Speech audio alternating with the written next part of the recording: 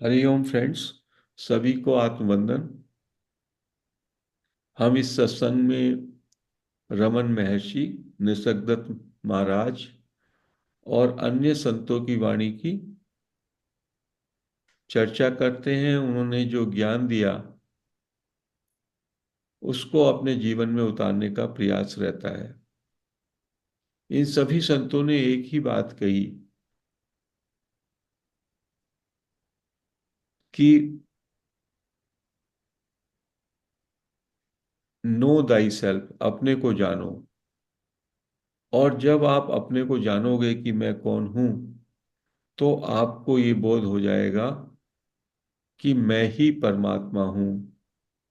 और उस परमात्मा को कहा सेल्फ, चेतन तत्व। I am self. Nisargadatta Maharaj कहते हैं I am that. That means consciousness या अवेयरनेस। तो एक तो हमको ये जानना है सत असत, सत क्या है और असत क्या है। तो सत या चेतन या सेल्फ वो हमारा स्वरूप है, और वो चेंजलेस है, उसमें कभी परिवर्तन नहीं होता। उसका ना तो जन्म हुआ और ना वो मरेगा। वो निर्लेप है, उसका कुछ अटैचमेंट नहीं होता। साक्षी का स्वरूप है, वो रहता है हमेशा। एक क्षण भी, एक पल भी ऐसा नहीं है जब वो किसी को छोड़ा है उसने। उसकी उपस्थिति में ही सब कुछ होता है, निर्विकार है। और उसी का एक नाम है सत चित आनंद। सत का मतलब होता है होना, एग्जिस्टेंस। चित का मतलब है कॉन्शियसनेस, चेतन या नॉलेज। और आनंद का मतलब है ब्लिस। यद्यपि उसको किसी भी तरीके से डिस्क्राइब नहीं किया जा सकता,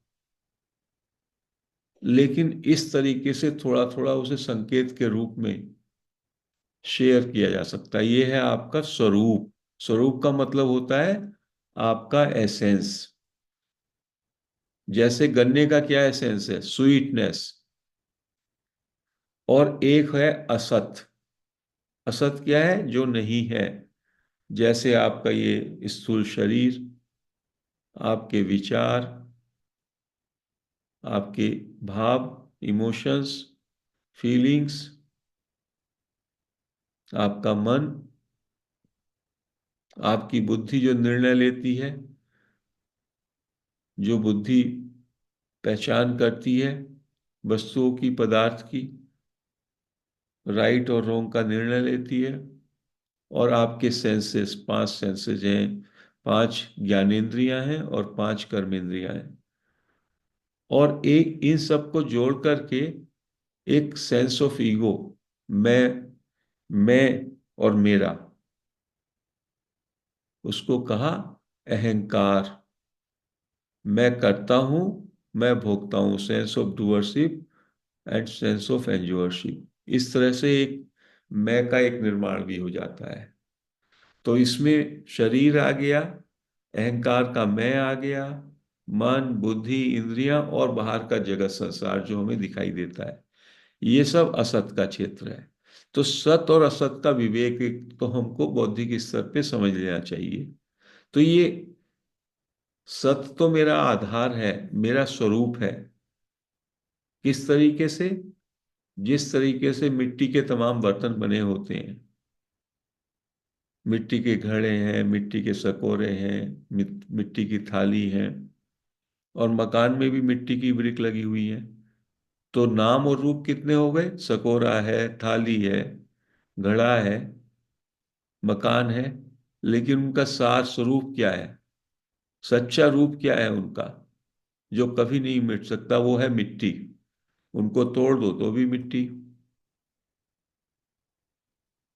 तो ऐसे ही हमारा स्वरूप है वो चेतन, सच्चित आनंद। और असत क्या है? जो नाम और रूप, हर एक का हमारा नाम रूप अलग है। नाम रूप, देह उसी में आ गई, विचार उसी में आ गए, मन बुद्धि इंद्रियां, ये सारे का सारा, अहंकार तक, ये सब आ गया।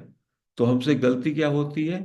अज्ञान क्या है कि मैंने अपने को देह मन बुद्धि इंद्रियां और मैं एक अलग व्यक्तित्व हूं, ये मान लिया।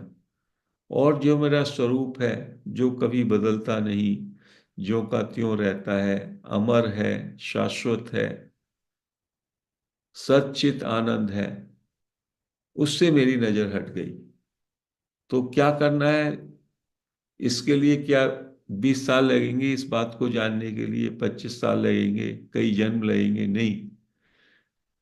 जो जहां है, जो जैसा है उसको वैसा मान, बस उसको वैसा जान।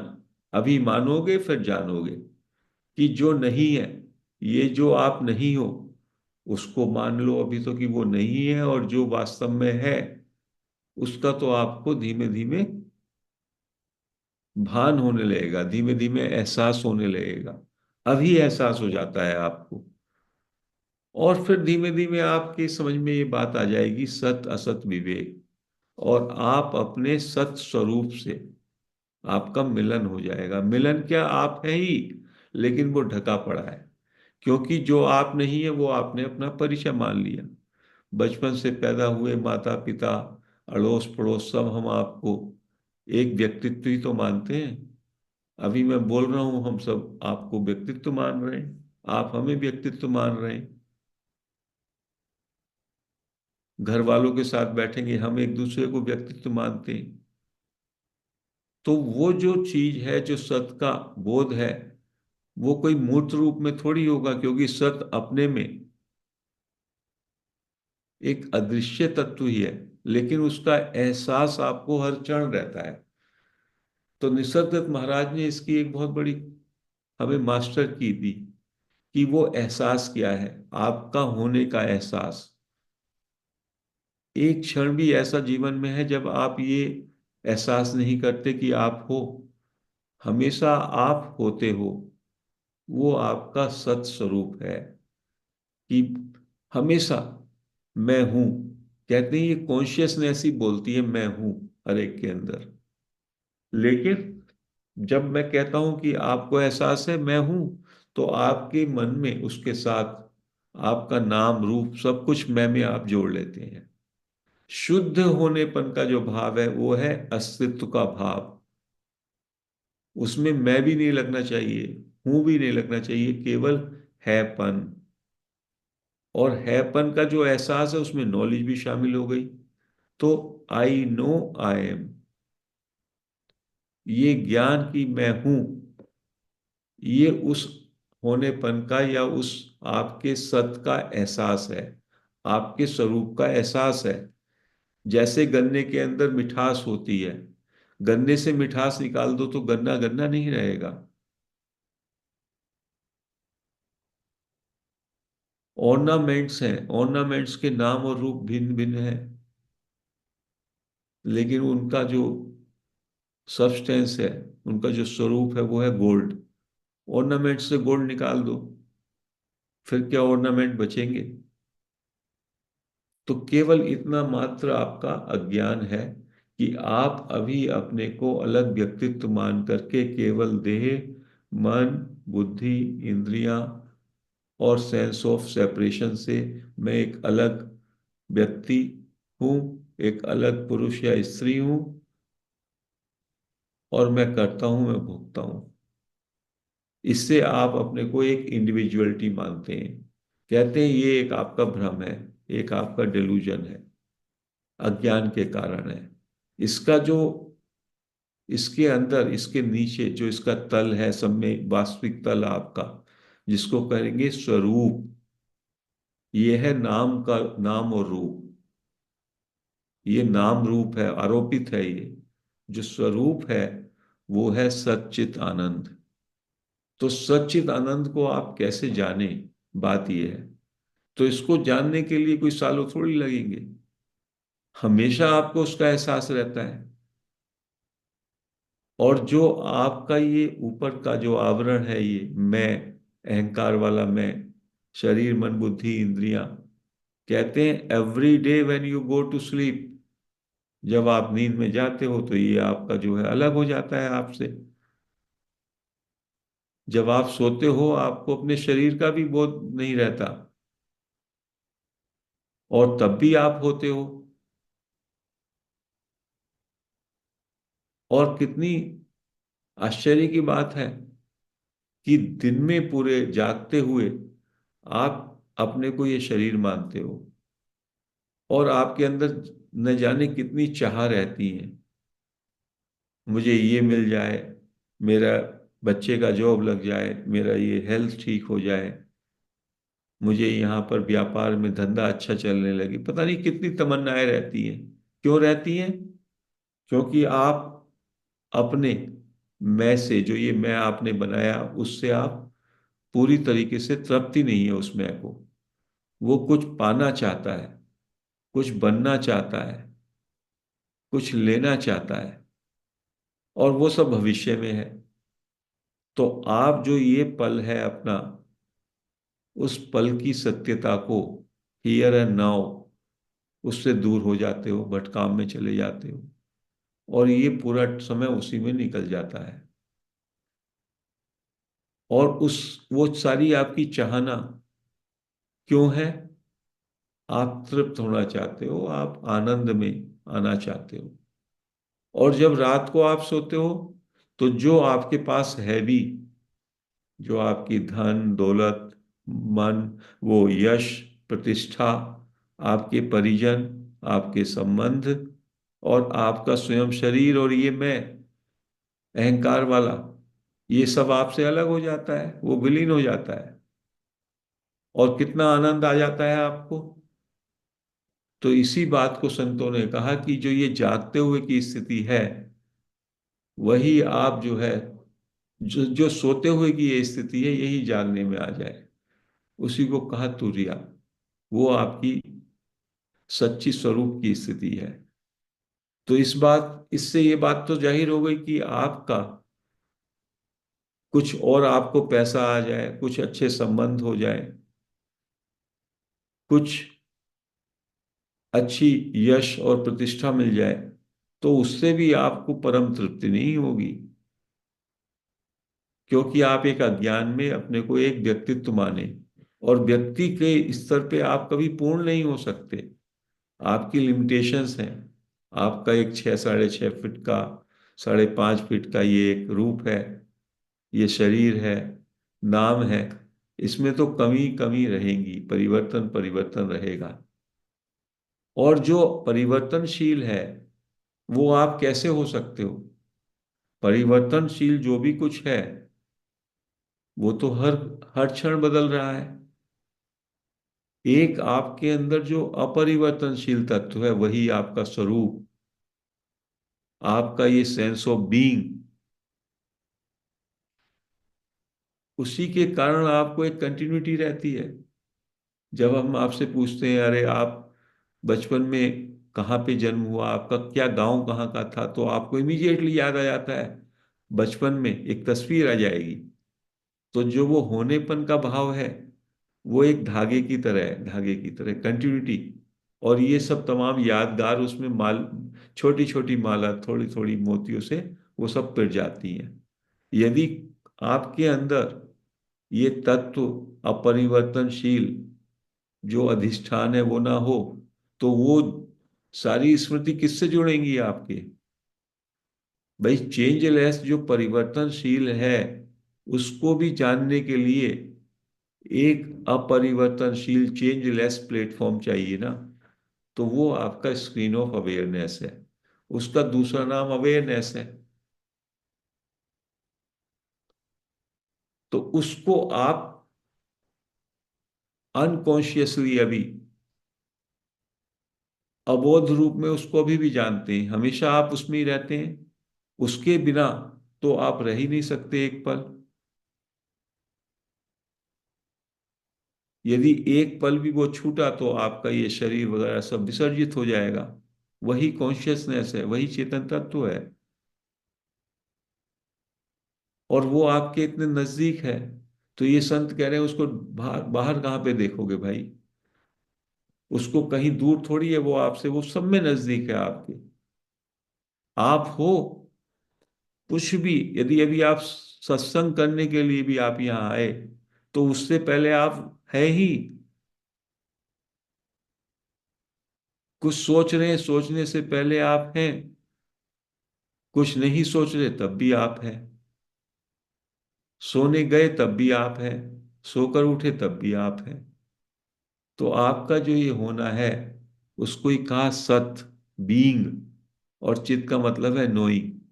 सत में चित है और चित में सत है, और इन दोनों में ब्लिसफुलनेस भी है। सिंपली इतनी बात जाननी है कि प्योर बीइंग जो है आपका, इसलिए इंग्लिश के दो शब्द है ना, ह्यूमन बीइंग। ह्यूमन को हटा दो, केवल बीइंग में आ जाओ। बीइंग के का तल जो है आपका डायमेंशन, उसी में ह्यूमन फॉर्म आपकी जोड़ दी गई। एनिमल में एनिमल की आ जाएगी, बीइंग उन्हीं में भी है। तो बीइंग के स्तर पे आप मात्र चेतन तत्व हैं। और उस स्तर पे, होने के स्तर पे, होने का मेरा भाव, आपका भाव, सबका भाव एक ही है। और वो कॉमन होने से हमारे अंदर वननेस की फीलिंग रहती है। वो महसूस नहीं होती। कभी कभी किसी के ऊपर अत्याचार देखेंगे, किसी जानवर के साथ कुछ बुरा कर्म हो रहा है, किसी सड़क पे भी कोई किसी के साथ मारपीट कर रहा है, हिंसा कर रहा है, या कोई तड़प रहा है, तो आपके अंदर वननेस की फीलिंग जाग जाती है कि नहीं जाग जाती है? वो क्यों जाग जाग जा सकती है? हम सब एक दूसरे से एसेंस के स्तर पे, उस तत्व के स्तर पे हम सब एक ही हैं। तो एक का दुख हमारा दुख हो जाता है, एक का सुख हमारा सुख हो जाता है। और जब हम अपने को अलग व्यक्तित्व मान लेते हैं, तो मैं अपने परिवार में सबको अलग मानता हूं, तो उनके साथ भी मेरा कितना वैमनस्य हो जाता है, कितनी कहासुनी हो जाती है। तो जिसने उस तल को जान लिया, उसके लिए कोई पराया ही नहीं है। तभी तो महर्षि रमन कहते थे, there is no other, we all are one. तो किस तल पे आप जीते हैं, बस वो इंपॉर्टेंट है। यदि आप मैं बन के ही, अहंकार वाले मैं बनकर ही जीते हैं और ये सोचते हैं मैं तो अब ज्ञान में आ गया, अब मैं किसी की नहीं सुनूंगा, तो आप है तो अभी अज्ञान में ही ना। केवल ज्ञान का आपने एक आलंबन ले लिया। आपने अपना एक मुखौटा और चढ़ा लिया अपने पे, कि मैं ज्ञानी हूं, मैं ध्यानी हूं, मैं तो बहुत पवित्र हूं। और बाकी आप लोग तो कुछ जानते नहीं हो, परिवार के मेंबर से कह रहे हो, मैं आपकी नहीं सुनूंगा आप, क्योंकि आप तो मुझे धकेलना चाह रहे हो। अरे धकेलना तो तब जाएंगे जब आप पहले अज्ञान से निकले। ज्ञान में यदि आप प्रतिष्ठित हो गए, कोई आपको धकेल ही ना पाएगा। तो ये सब आपकी मन की कहानियां हैं। तो इनसे हमको निकल के अपने सत स्वरूप में, अपने केंद्र में आना पड़ेगा, जो चेंजलेस है, जिसका कभी परिवर्तन नहीं होता। तो उसी की युक्तियां हैं बहुत सारी जो हमने बताई। अनदेखे को देखो या ठहर जाओ, सब में जो स्टेट युक्ति है वो है कि एक क्षण के लिए, एक सेकंड के लिए भी आप बस पूरी तरह से शांत हो जाओ, साइलेंट हो जाओ, और सारे एफर्ट्स छोड़ दो।